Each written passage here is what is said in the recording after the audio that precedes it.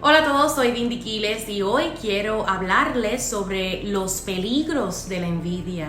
Les confieso que la envidia es uno de los temas del cual no me gusta hablar mucho porque muchas personas lo han usado para justificar sus complejos de persecución y entrar en pleitos y enemistades. Sin embargo, estoy consciente de que no por eso debo ignorar el hecho de que la palabra de Dios nos advierta tanto sobre este tema. Y quiero comenzar explicando su significado según el diccionario común y según la palabra de Dios. Envidiar significa sentir pesar o recelo por el bien ajeno o por creer que los otros gozan de mayor estima. También se considera el deseo de hacer o tener lo mismo que otra persona. Según la palabra de Dios, la envidia es un pecado, reflejo de una vida vivida en la carne. Desde el principio de la creación, podemos ver cómo la envidia destruye relaciones, la autoestima, los sueños y hasta el propósito de Dios para las personas. A causa de ella, Caín mató a su hermano Abel, lo que me lleva a pensar que no importa cuánta gente exista a nuestro alrededor, todos podemos ser víctimas de la envidia, ya sea sintiéndola por otra persona o también recibiéndola. La envidia es un sentimiento muy desagradable y es por eso que hoy quiero compartirles una historia que nos deja ver claramente cuáles pueden ser algunos de los síntomas y consecuencias de este grave pecado. La lectura clave se encuentra en 1 Samuel capítulo 18, los versos del 1 al 29, pero solo iré resumiendo los versos claves. La historia comienza diciendo que desde el día en que David mató a Goliat, Saúl comenzó a tener mucha envidia de David, ya que cuando el ejército regresó de la batalla, las mujeres salieron a cantar y danzar diciendo: Saúl mató a mí, David mató a 10,000, Saúl mató a mí, David mató a 10,000. Al oír tales cantos, Saúl se enojó mucho y pensó: a David le dan 10 veces más importancia que a mí. Ahora solo falta que me quite el trono. Vemos claramente que la envidia aquí comenzó cuando Saúl empezó a prestar oídos a las comparaciones. Lamentablemente vivimos en una sociedad tan competitiva y vanidosa que las comparaciones son un constante bombardeo en nuestro diario vivir. Creo que lo primero es entender que eso no determina quién realmente somos.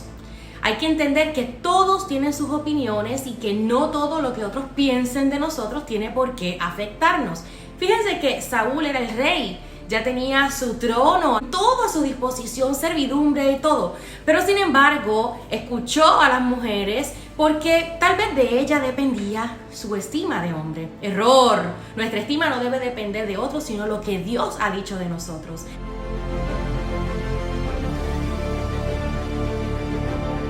El verso 10 continúa diciendo que al día siguiente, mientras David tocaba el arpa, Dios envió un espíritu malo para que atormentara a Saúl. Y es que cuando damos lugar a la envidia, atraemos malos espíritus a nuestra vida que no nos dejan en paz.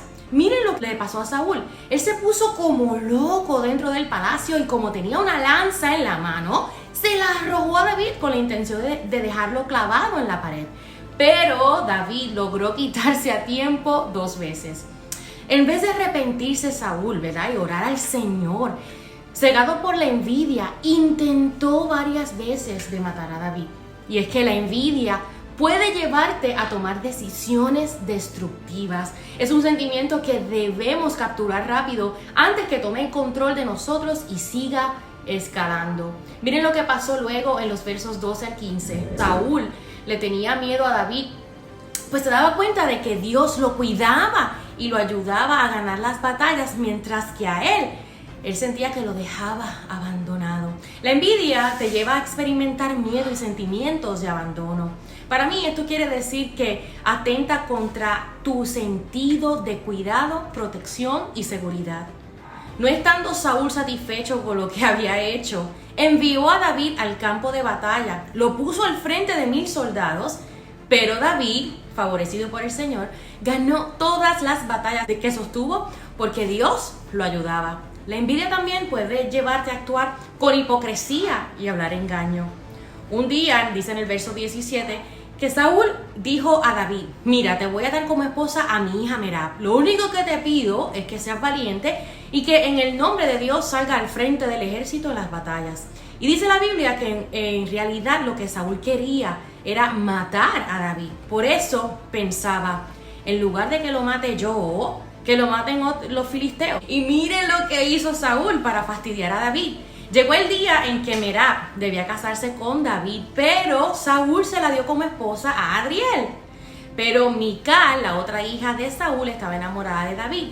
Cuando Saúl lo supo, se puso muy contento, pues pensó: si David quiere casarse con Mical, entonces tendrá que luchar con los filisteos para ganársela, y allí los filisteos lo matarán.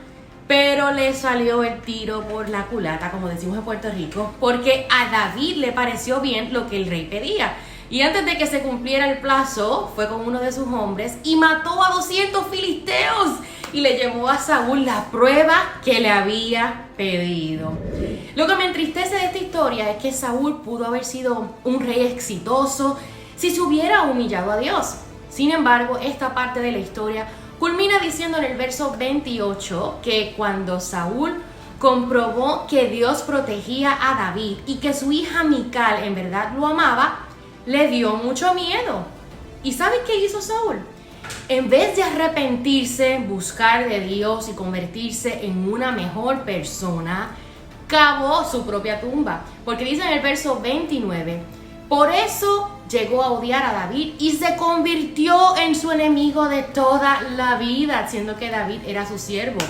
Qué feo, por no guardar su corazón, por no arrepentirse ni fijarse en las bendiciones que tenía el rey Saúl, terminó muy mal. Terminó solo, abandonado e infeliz.